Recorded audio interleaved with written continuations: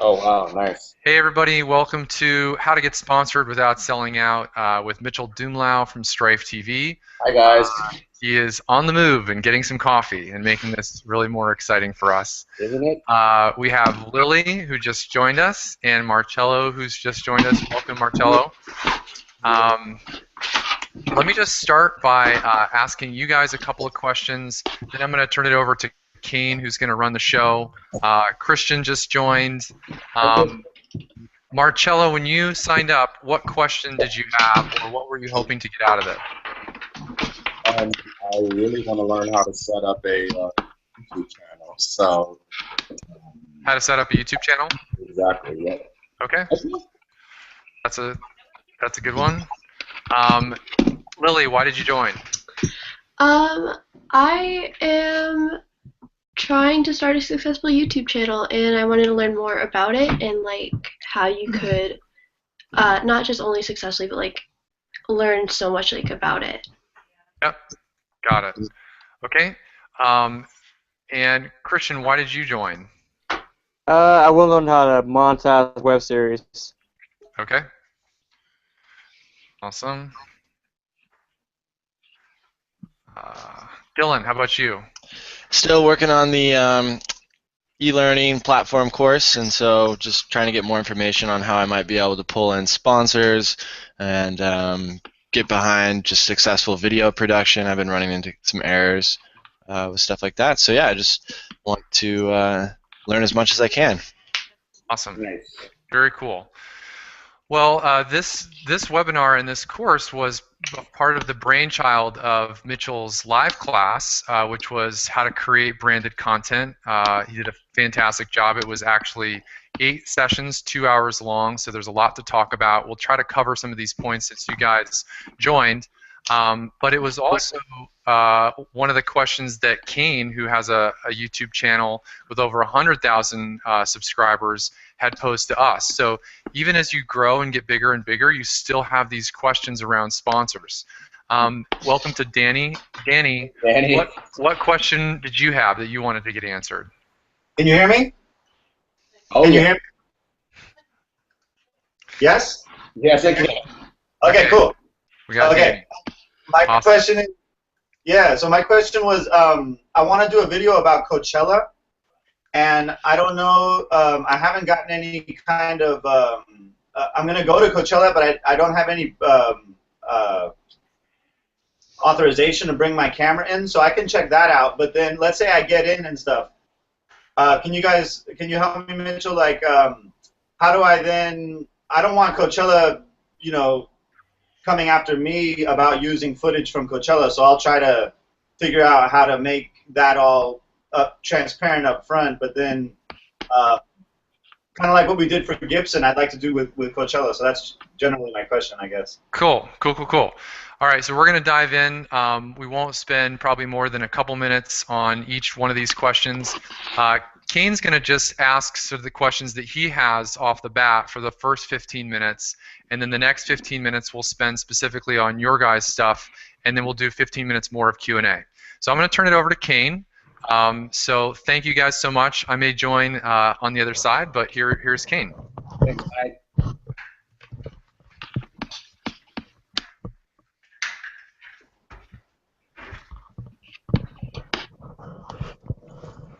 This is interesting. Headphones that you got. Hey, you guys, am I even wearing these right? Yep.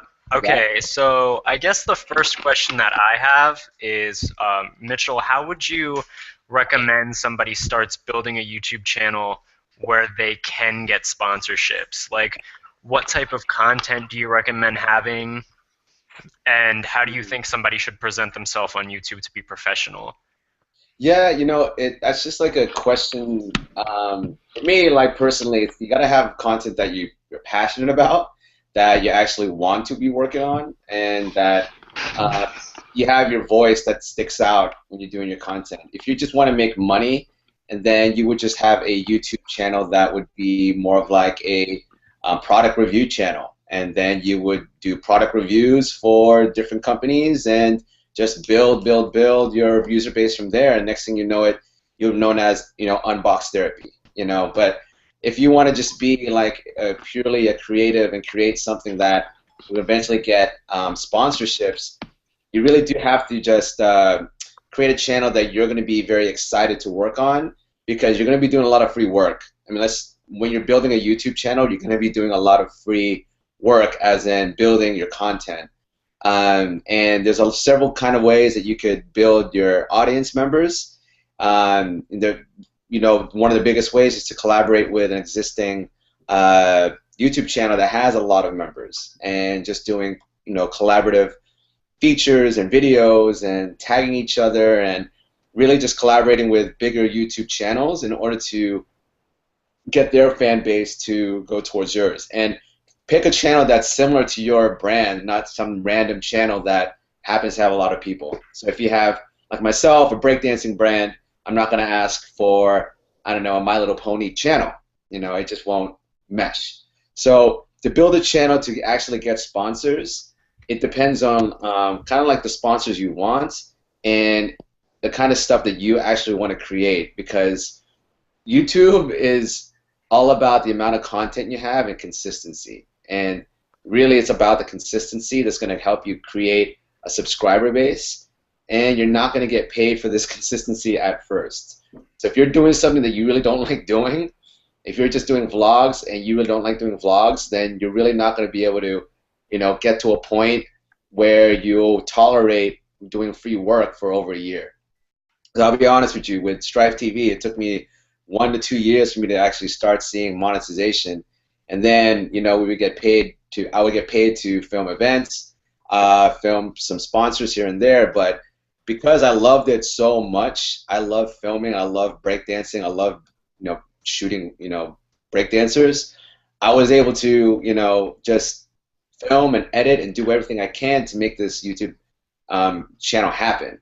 And for brands to see that, to see a voice, to see quality, and see consistency, and see subscriber base, those are kind of what they're trying to see. I mean, they want you to either take their existing product and you create an amazing commercial for their audience, or they're coming to you to tap into your audience. So it's basically, it's either you have the talent and an amazing reel, or you have the audience. So both of those all come down to, what I believe, doing something that you love to do. Just because, being passionate about, filmmaking and videos, like, you really have to have a voice, because there's way too many videographers out there, way too much video content. If you can't differentiate yourself with at least like your style, you're gonna have to have an idea that's completely, original. I mean, I don't know how many prank shows there are out there now, and how many, pickup shows there are out there right now. But like, those are like, gimmicks. Those are things that sets them apart from other people. But now Simple Pickup, it's different from Cupid Schmoopid, because Simple Pickup has higher quality. And that's how I believe you should build your channel, is doing it from a passionate point of view. If you simply just want to make money, know who you want to make money from, and then you have to really target that audience. So you look for similar YouTube channels that has that audience, see the most successful ones, and try to see, how are they getting these audience members. Okay, so when we're talking about getting sponsored, I guess the process for finding people to sponsor you is kind of difficult. Do you recommend finding people and contacting them, or do you wait for people to contact you? I honestly feel that the best way to do it is to go find people, and cold calls and cold emails can only get you so far. The best way to do it is really to do face-to-face interactions, and I believe in the conferences and trade shows and any activations or experiential marketing events. Like, if you want to do something with Red Bull and you find out that Red Bull's doing an event in downtown LA, you go there and you just ask around for their brand manager or their marketing team or whatever. If you want to do something for a fashion brand, then you would go down to Agenda Trade Show in Long Beach, or you go to Magic Trade Show in Las Vegas. For me, right now, I have a 3D printing e-commerce platform. So the first thing that we did is that we went to a conference in Burbank, where it was a 3D printing conference, and that's how we met a lot of sponsors and a lot of manufacturers that built our brand. And we were talking to people that I was cold emailing for weeks, and they just don't answer that anymore. So for you, I honestly feel like, I mean, what kind of sponsors you're looking for, first off, and do they fit your brand? And then try to figure out where they're going to be so you can do a face-to-face. Brands will come to you if you have the subscribers, of course, but you really need to be out there, because even though you have 100,000 subscribers, there are people who have 2 million and 5 million. Mhm. So what is a good, I guess, formula for deciding how much you want to, I know this is kind of a hard question, but how much you really want to charge for sponsored videos? Because I know there's all type of sponsored videos, and you can have like shout outs, or you can have actual like full videos centered around a product. But it's really hard, because typically they ask like, oh, pitch us like the idea for your video, and then tell us a price that you charge. And like determining how much to charge, like you don't want to shoot too high, and then they don't ask you to do the sponsored video, and you don't want to shoot too low where they're kind of taking advantage of what you have to offer with your subscribers. So what do you recommend? How do you find a nice balance with that? Yeah, my background is when I started this channel, I was a literary manager, so I represented writers and directors. So I had to negotiate contracts, and the way that worked is that you would start off high, they'll come back to you low, and then you meet in the middle.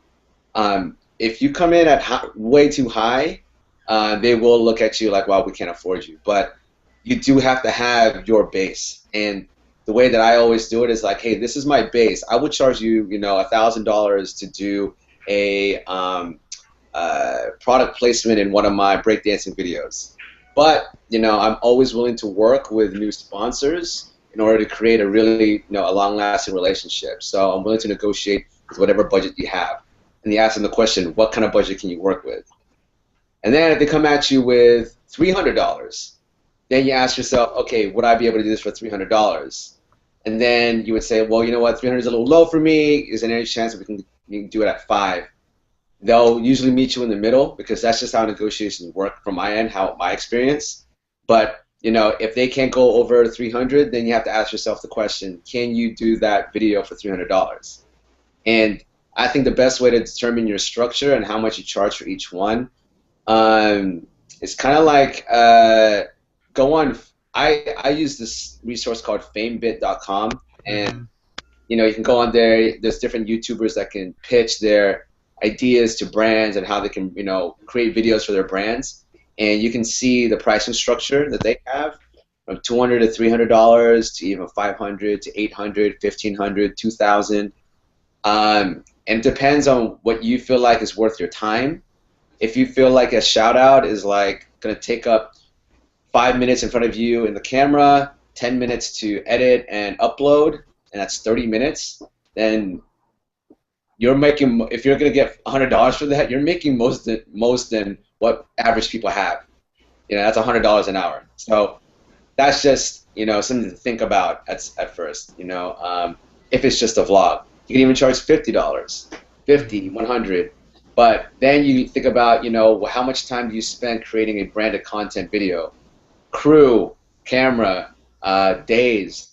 So I negotiated with one of my clients called Stella Rosa Wines, and I asked them always, how many days am I shooting? How long are their videos, each video? How many hours of the day are we shooting? Also, what's the deadline?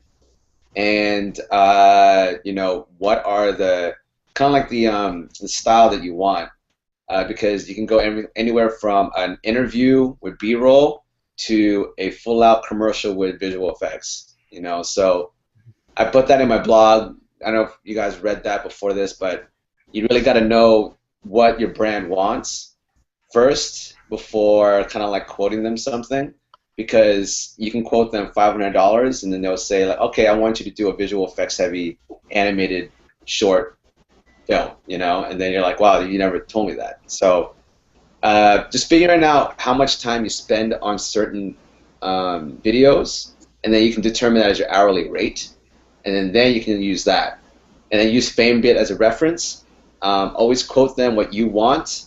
They come back at you low, then try to meet in the middle. But quote them at your quote and say, hey, look, I'm willing to negotiate with you just so that we can have a long-lasting relationship.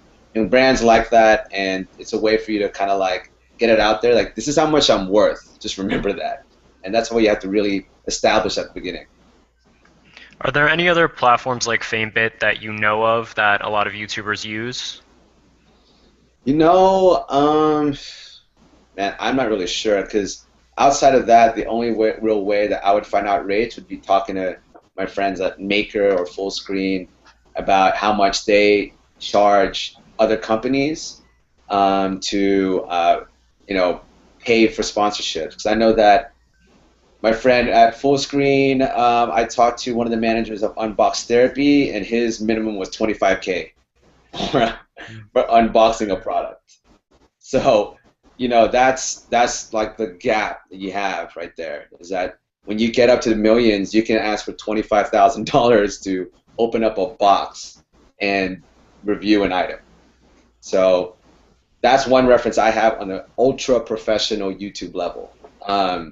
But for just starting out amateur, not amateur, but like, you know, beginner, like as you're starting to create your channel, just look at FameBit. If I find anything else, I'll let you know. I'll let Mike know as well. Okay.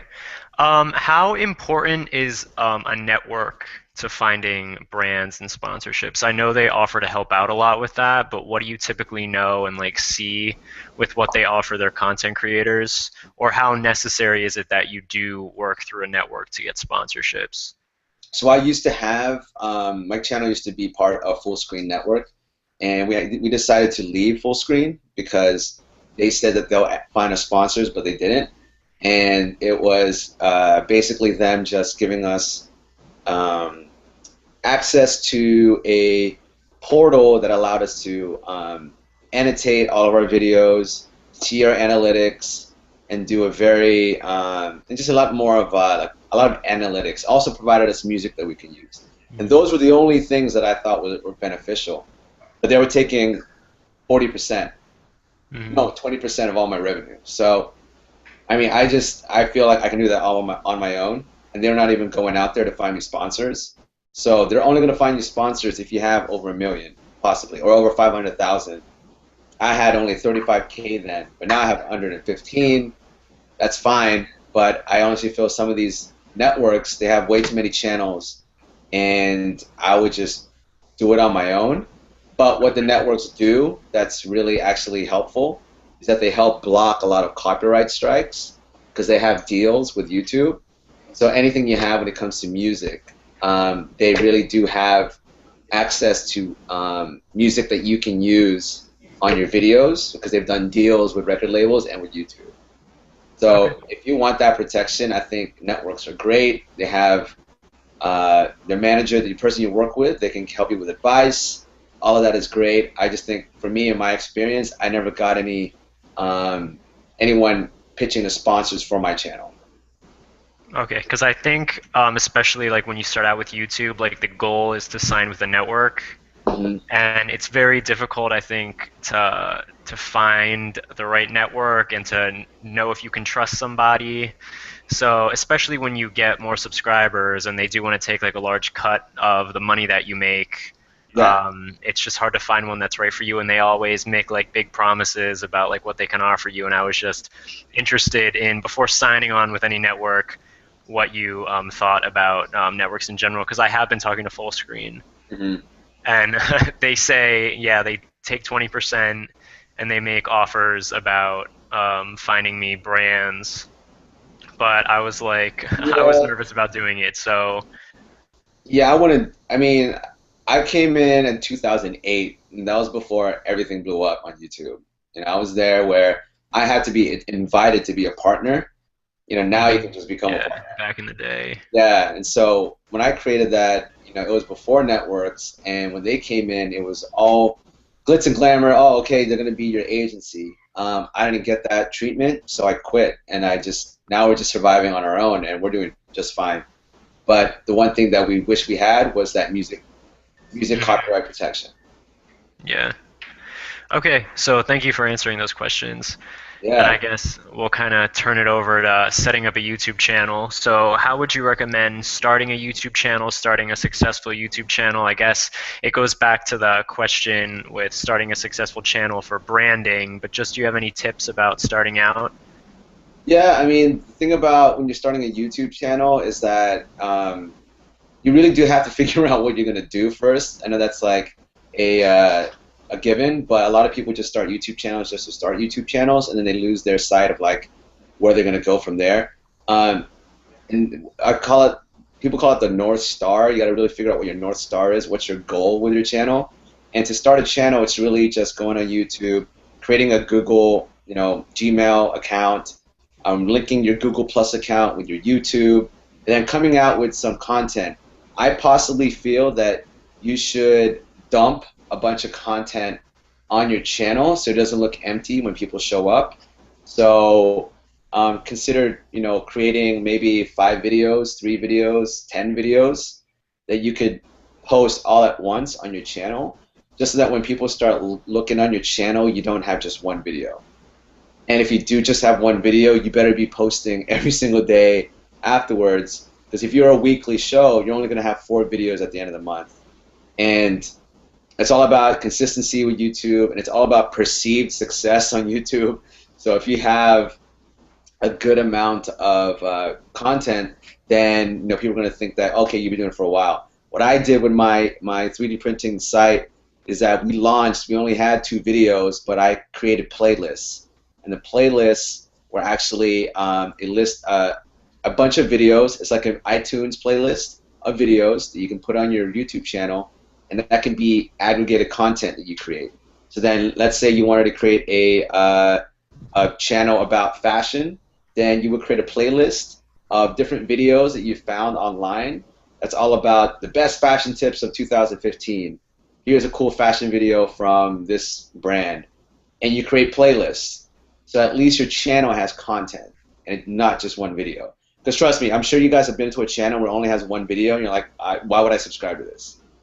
You want a place that looks like a channel. So really think about that. Think about your branding.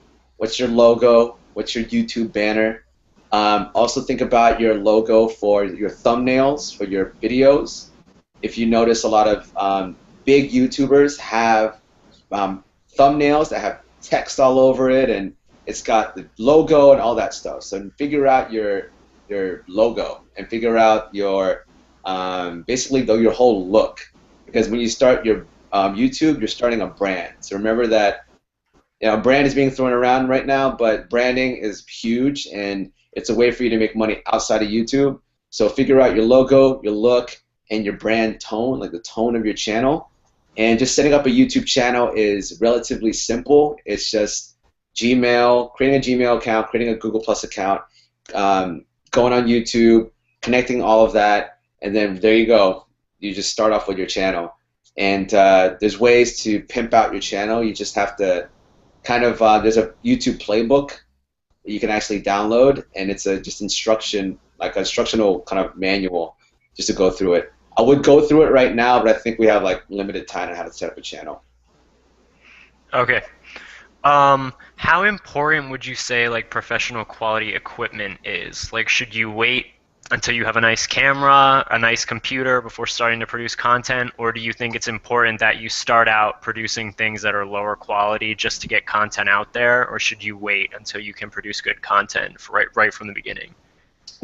These days you don't have an excuse to have bad content because your iPhone or your computer, and even if you don't have an iPhone or a computer, people are using their iPhone and their computers to create content, and it's great quality. And so to compete against that, you would need something that you actually would need a gimmick, not a gimmick, but like something attached to your series that allows you to have bad quality.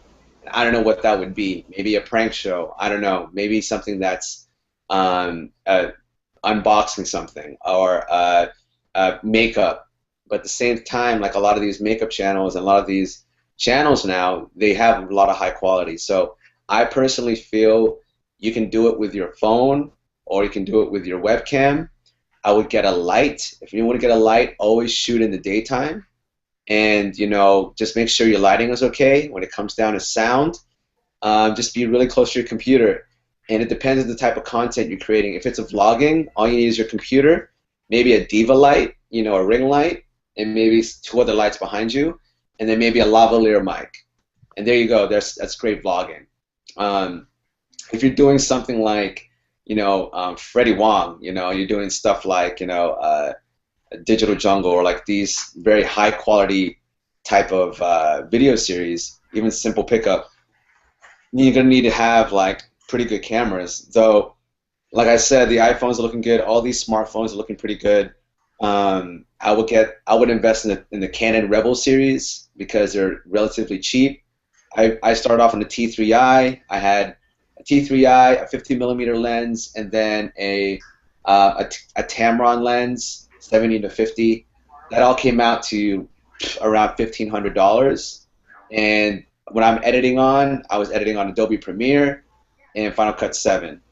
And that's when you have to realize, like, when you start your channel, if you don't have the means to create awesome stuff like a Vice TV, you know, then you're going to have to limit yourself, or you're going to have to find, you know, that equipment somehow, or rent it, or ask a friend. Because I honestly feel that right now there are a lot of videos out there that are pretty good quality.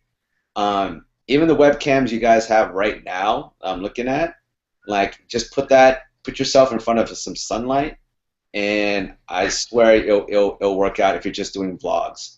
But for me, I believe in high quality. Just depends of the type of content you want to create. Okay. What I've noticed personally from people who do like vlogs, like simple videos where they're sitting in front of the camera talking, is that people may be entertaining and they may have good content, but when it comes to editing, they don't edit it properly, and I think editing is incredibly important. Do you have any tips for software that isn't expensive, like for example iMovie, that people can use to edit it, and how they should be editing their videos, whether it should be to be longer or shorter? Like, what do you think is a good length for a video that keeps people watching, keeps people entertained, but doesn't run over and people are clicking off because it's too long?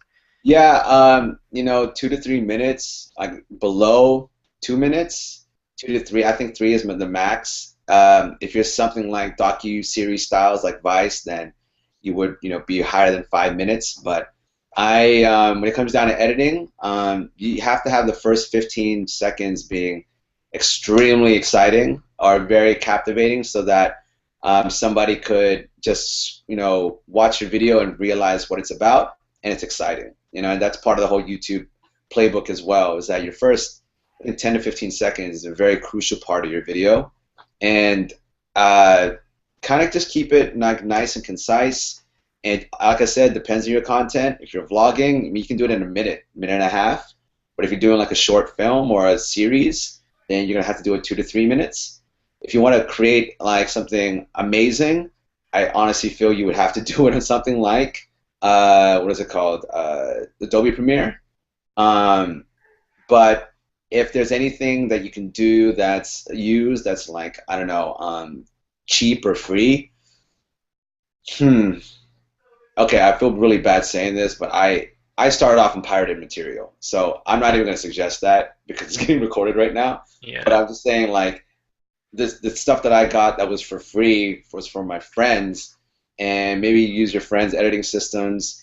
I can't really think of anything on the iPad or iPhone at the moment, because with YouTube, you really do have to have a consistent tone and consistency to it when it comes to shots. And so it really does depend on like having a really good editing system. So, man, really all I can think about is getting maybe an earlier version of Final Cut or an earlier version of Adobe Premiere. Mm-hmm. Or iMovie, Final Cut X, Sony Vegas. Those are all I can think about from the top of my head. Yeah, I remember back in the day I was using, what is it, like Windows Movie Maker? Yeah, Windows Movie Maker. Like, oh god, that was so long ago though. Yeah, that was like the editing software to use because it was like really the only one that you could use. Yeah, I come from a like the background film background. I don't really believe too much in a lot of what is it called film like film burns and what is it called After Effects and all of that. There's a movement right now. It's all about your cuts.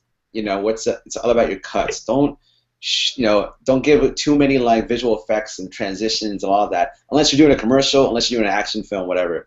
But it's all about your cuts. And so with the cuts, it's all about your content as well and how you flow with your content.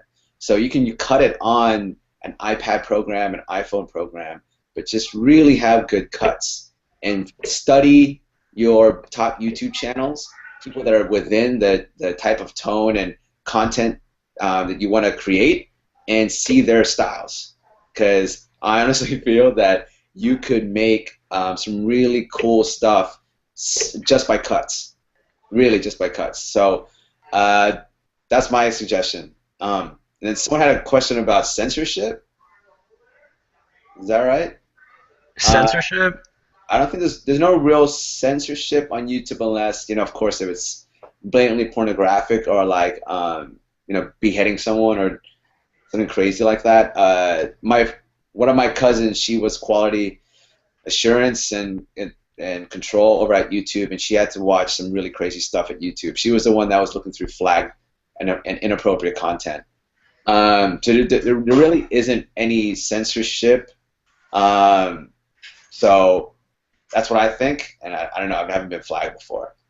And for teaser trailers, yeah, when you have a channel, guys, you're gonna have a channel trailer, and I think it's very important to have a channel trailer.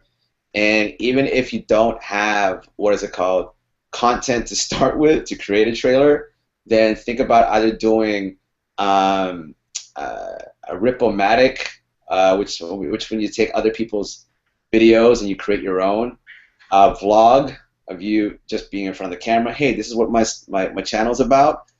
Or you actually just throw up your first video from your first that you're gonna throw up. But you should have a channel trailer. Can we talk a little bit about like the algorithm that YouTube uses? Because if you have like really cool professional content or you're really interesting on camera, what is the best way, I guess, of getting noticed? And I guess that it goes beyond just like being entertaining, but like how does YouTube find like suggested videos, and which videos do they push out, and how do you get your channel the most exposure? Like what can you do? To me, I've had formulas that I've tried to apply to videos and they haven't worked, and then sometimes I'll post a video that I just forgot about and it ends up getting millions of views. So to me it all depends on, of course, the tags, on your SEO, your search engine optimization, and finding out your keywords, uploading it at the right time, making sure that you hit your audience at the right time, so you're not doing it on a Saturday morning at 3 a.m. or you want to find a really good time. Usually beginning of the week, it's pretty good. Midday or after work, since people watch videos after work usually or during their lunch break. And also it's about finding the right channel to collaborate with, because they are going to help you find those users. And it's about sharing. It's about your tags, how many people have shared your videos, how many people have watched your videos, what kind of tags and keywords that you have so people can find your videos, and then what other channels are linking back to your chat or sharing your video. Like if you have an awesome video and someone's reposting it or putting it on a playlist, that just kind of helps your SEO. Just activity. You need activity in your videos. In regard to collabing, because you're talking about how important collabing is, what is the best way, I guess, to contact other people or really set up collabs? Do you recommend meeting them in person and doing like in-person collabs, or do you recommend you film a portion of a video, they film a portion of the video, and then you kind of edit them together? Like what would you recommend people who are just starting out, who really don't have a lot of subscribers, so they can't obviously work with like Tyler Oakley or somebody huge? How do you recommend that they go about finding collabs? You know, my friend, he has a brand called University of Rock, and he tried to get Tyler, I forgot his name, really big guitarist on YouTube. And this is when he approached his manager at Fullscreen, and his manager quoted him 5 figures just to do a collaborative video. And my friend actually told him, well, the thing is that I'm connected to a nonprofit in a way, and so it's really good for it's for a good cause. What I'll do is that we'll create a concert around it. We'll give you affiliate marketing. So if anybody signs up for my University of Rock videos, then blah blah blah blah, you get this much. That's from one of my experiences. So, and also for myself, I offered other brands like, okay, if I do a video for you for another channel, then we'll be going to your event, and we'll be capturing it, and we'll be posting on our channel, and we'll be basically offering something other than just a video. I honestly feel that a lot of people, they just want to work on stuff for free or for a low cost if they're passionate about it, or there's something tied to it that they're very interested about. And so I think the best way for a smaller channel to kind of collaborate with a bigger channel is to, first off, just figure out what they like, set up a meeting, just be like, hey, I'm a YouTuber, I'm just starting out, love to pick your brain, can we sit down, have some coffee, figure out what they like, their interests or whatnot, and maybe there's some way that you could use your resources to help them out. And if you want to do like a video collab, a shout out is great, but you don't really have the what is it called, the viewers for them to really get any benefit out of that video. So the only benefit you can really offer them is something outside of just viewers, whether it's the quality of the video itself or you offering something like a product. Like if I'm going to work with Unbox Therapy, we would offer a 3D printer for him to unbox. They would review that, and he gets to keep the 3D printer. And that's a trade-off, because you don't have anything to trade off except for your skills as a videographer, some kind of offer, whether it's a nonprofit they like to work with or a product they want to have, or money, and that really is like the reality of it, unless they're a family member's friend or they owe you a favor, really. Going back, I guess, to sponsorships, when do you think is a good time, like a good subscriber count, a good social media following? And I guess we can talk about social media too, like Instagram, finding sponsorships for that. When do you think is a good time to start looking for brands? Do you think there's an amount of followers that you need before you should start sending out emails, or do you think you should do it right off the bat, or do you think you should wait until you have 150,000? Because I mean that's very difficult to get to. But when do you think your content becomes valuable? It gets valuable for me over 100,000 or over 50,000. But then you also have to think about, does it hit a niche market for a brand? Because thinking from a brand's point of view, they're looking for a product market fit, and they're looking for a niche audience that they're trying to tackle. If you have 20,000 people in the competitive drone flying world, then they're going to look at you, because drone flying competitions are new. You have 20,000 subscribers, and that's a niche market that a drone manufacturer wants to target. Now, if you're just like 20,000, but you're in, tech reviews, then you're not going to really get anyone outside of that to really, sponsor you, because you have bigger channels that do tech reviews. So figure out like what your niche audience is, what your product market fit is, what's your market. And then those are the type of brands that you have to target, because then you can tell them, look, I have 10,000 subscribers that are interested in chocolate artisan, bars that look like hip hop, memorabilia. Basically, that's what my friend does. And so if people like that type of, those chocolates, and like organic chocolates and all that stuff, then a brand that's trying to access those type of audiences, members or customers, they want to target you. But if you were just going pure general, over 100,000, over 50K. Okay. By the way, I want to give this off to anyone else who has questions because it's too. Yeah. Kind of I don't know, when is this supposed to end? I'm not sure. You know what? Let me go through everyone's questions just so like it's worth everyone's time. I feel. Okay, yeah. Yeah, for sure. But I hope that answered all of your questions, Craig. Yeah, sorry, I wasn't trying to like hog it. I was trying to incorporate a little bit about starting the YouTube channel for people. And I wasn't sure when this was ending, so I was kind of trying to keep it moving. But I'm sure we can answer anyone else's question who has one. Yeah, sure. Who has one before? I know I answered starting a YouTube channel. Yeah. And then Lily had a question. I think did I answer that, Lily? Okay. Then Isabello? Yes, good afternoon, guys. I appreciate all the information. Oh, thank you. I was wondering if there was time to, I guess, gauge everyone's channel just briefly. Okay, like just like an assessment on the infrastructure of the channel itself, not just the content, but like the setup and the way it the looks. thumbnails and yada yada. Got it. Yeah. Now, that might take a minute if it's each person.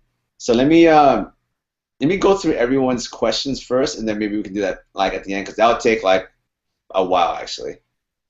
No problem. I'm here. For sure. Okay. How about you, Dylan? Do you have any questions? Did I answer any of your questions? Okay, cool. Danny.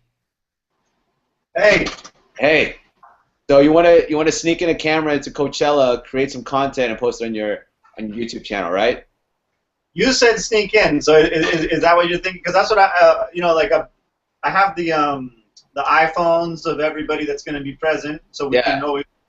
They can't really stop us from doing that. I could bring the camera with me. I'm going to try to see if there's a way to clear it so that I'm not sneaking it in. But yeah, then I know people who have brought cameras in and done some things, but I think it's growing right now. That the way I would do it was probably get a GoPro, or use your iPhone with a selfie stick. I don't know, and just go sneaky because there are a lot of people now who are going to Coachella, and I wouldn't doubt if they really do get you for bringing in a camera without a press pass. So, but with that being said, I've seen so many GoPro footage. I've seen so many, iPhone footage. It's everywhere. So I actually feel like you could just sneak it in and then edit something.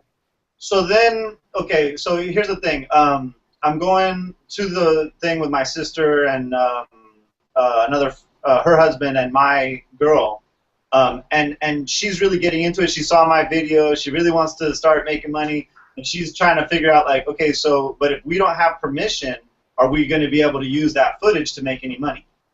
It depends on what kind of money you're talking about. Are you going to be, like, creating a Coachella trailer that you're going to pitch to brands? Or are you going to create a, like, I don't know, what are you trying to create? Because I don't know how you're trying to make money off of that kind of content. That's kind of what I'm trying to answer because I don't know how to answer her. My thing is just make some content so that I have content. Yeah, because the way that there's two ways that I could see you making money, and then one way is like you're definitely gonna get flagged is if you put up like concert footage, and that's what some people do. They'll just okay. So what the other thing is, what I want to use it for is I'm part of another website that's my friend's website is giving music as a gift. Mm-hmm. And so he wants me to make a video. So what I really want to do is capture all of us kind of engaging in music, dancing. And it doesn't have to be any band. I don't have to use their audio. I just want footage. And I really do think there's a way to do it so that nobody knows definitely what band is on stage, but they might not even know that we're at Coachella if I don't want them to, right? Yeah. We're dancing somewhere, and it's obviously a lot of music, and There's so much Coachella footage online, and to be honest, they live stream Coachella, so it's not like they're missing out on being too late posting footage. So it wouldn't be of the bands. What I want to do is capture the people enjoying the music. Yeah, I mean, look, the thing is that coming from a producer point of view, you capture those people and you're trying to make money off of them, if they find out, they're gonna hit you with like No, their image. my own people. I want to make a story out of the people that I'm with. My group of 4. Got I it. want to create a narrative about music, and I want to use it for this other website about how powerful music is as a gift.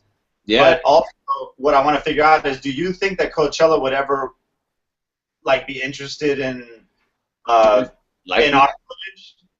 I'm not sure. The people who put it on is Golden Voice, so we would have to talk to Golden Voice, and I would post it anyways and use it as a way to pitch to them. I was gonna pitch them using a 360-degree camera, but I think a lot of people are doing that this year, so I don't think I wanted to pitch. Okay. So I say do it anyways. I actually met the head of Golden Voice Latino. Oh, perfect. And have his number, so thank you for reminding me, and I'll give him a call. Yeah, I say you do it. You know what? Do it first and then show him, or because then if you call him and he says like, "I want to do it," he's like, "Don't do it." Then, yeah. I guess that's my question. I guess that's my basic question, Mitchell. Is if I do something on the sneak and then I present it to them, how does that work? It's fine because unless if you're making money off of it, then they may get a little bit pissed. But it's your reel, and if you're presenting it to them, it's like a reel. It's just like you just took some photos at a live concert and you show it to Getty Images, and they're like, oh yeah, we'll pay you for that. So I don't know. Like for you, just do it, and they're not gonna do anything if you're not trying to make money off of it. Okay, that's good advice. Yeah, you got it, dude. I know you can do it. And Cool. then, Christian, do you have any questions? I think you're muted. No, I'm good. You answered all my questions. All right, cool. All right, so I think we're gonna go back to Isabella's request about going through YouTube channels. So if you guys have any YouTube channels you want me to look at, just to kind of like give a quick assessment, just paste it into the group chat. All right, there you go. I'm doing now. Nice. For this, you should get a custom URL, because your URL right now is a bunch of numbers. You know what I'm talking about? Yeah, I actually have the custom URL. I'll give you the link right now, but I directed you to a teaser trailer.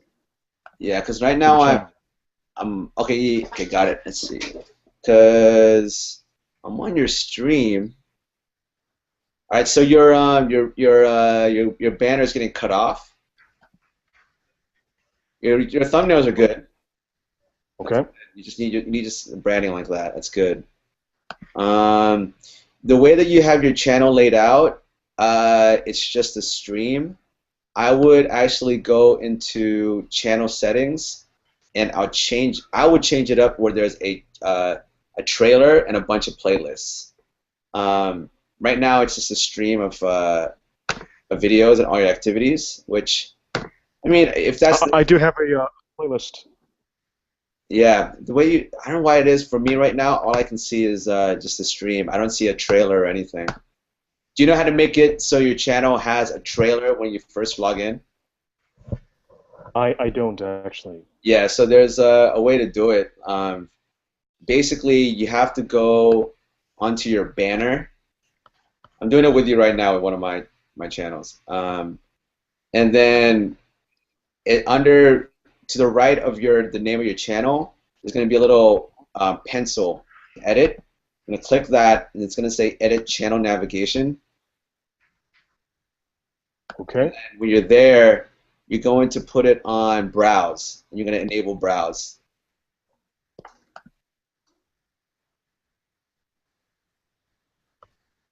All right, I'll fix that up.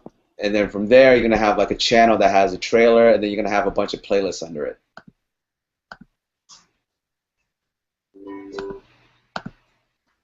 Yeah, so just play around with the channel navigation settings, and because that's how most channels are like, and I actually like that kind of style as well. But everything else looks cool. I think just change your banner. I don't think I have time to actually watch your videos since that's going through everybody else's stuff. But here's my email, and we'll just keep in touch. All right, thank you. Yeah. Anyone else has any channels for me to look over? Feel free to just throw it into group chat. And if not, just let me know if you have any questions or anything. All right, Lily's got one.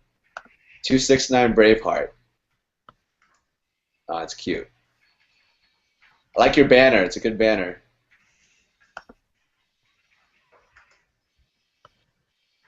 Oh, how did you get those hearts? Yeah, what I would do, Lily, is make your text bigger. So, guys, one thing you have to notice now, everything's going mobile. So, really assess your channels through your mobile phone.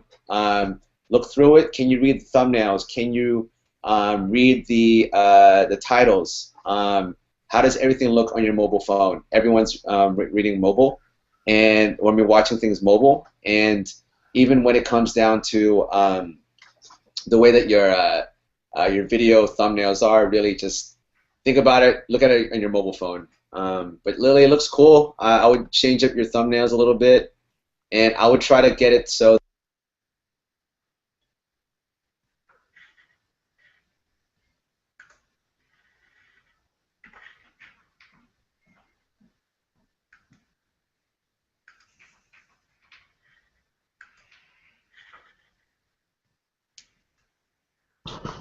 Hey, Mitchell, you got muted. I got muted? Yeah. Yeah. Yeah. So what I was saying is that Lily, what I'll do is the same kind of thing that I just told Isabella.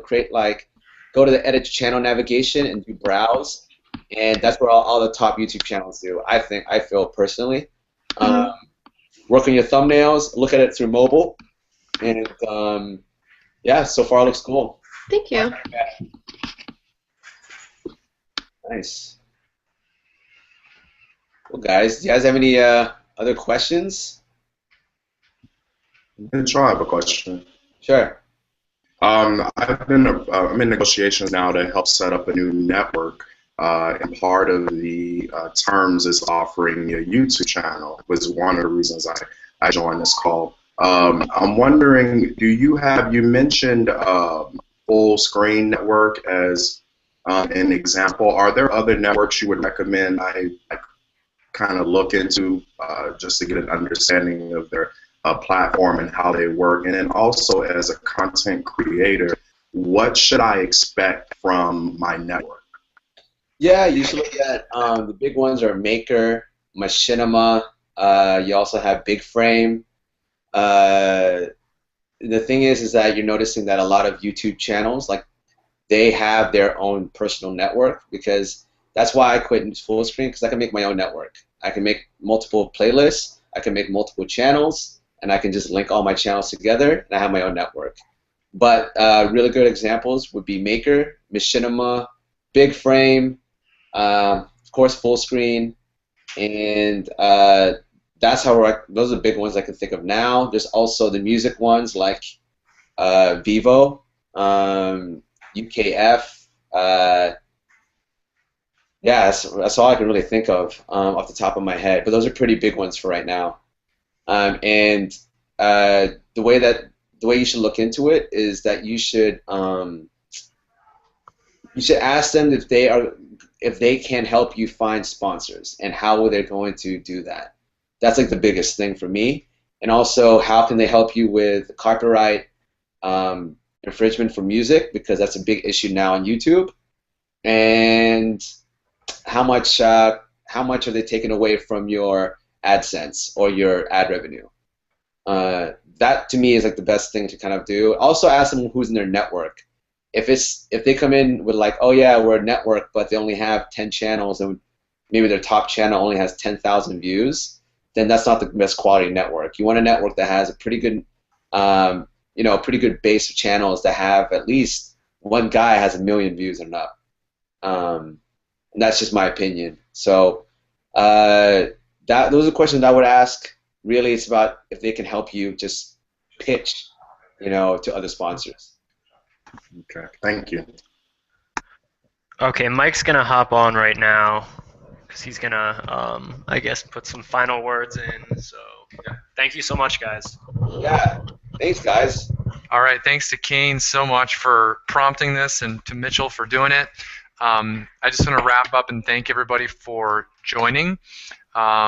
Mitchell is actually producing a course on this very topic. So if you guys have questions about it, you can either email me or put them in the comments of the blog post.